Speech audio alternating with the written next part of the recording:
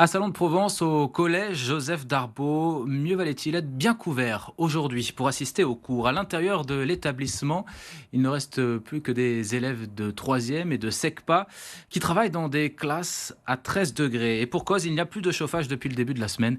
Les précisions de Manon Musica.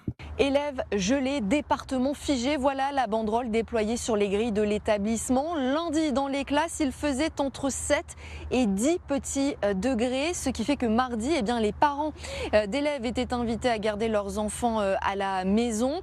Depuis, des chauffages d'appoint ont été déployés dans quelques classes, ce qui fait qu'à l'intérieur du collège, il ne reste que des 3e et des SECPA, mais dès demain, dès ce vendredi, les cours basculent à 100% en distanciel.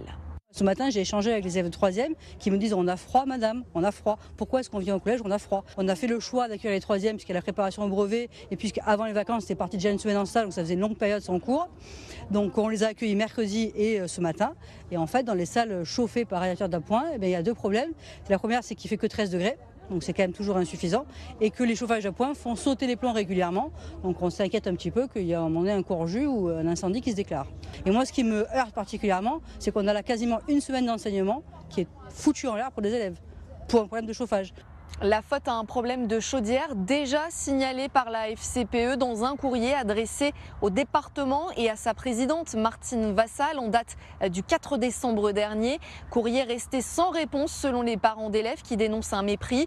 À ce stade, la date d'un retour à la normale n'a pas encore été communiquée.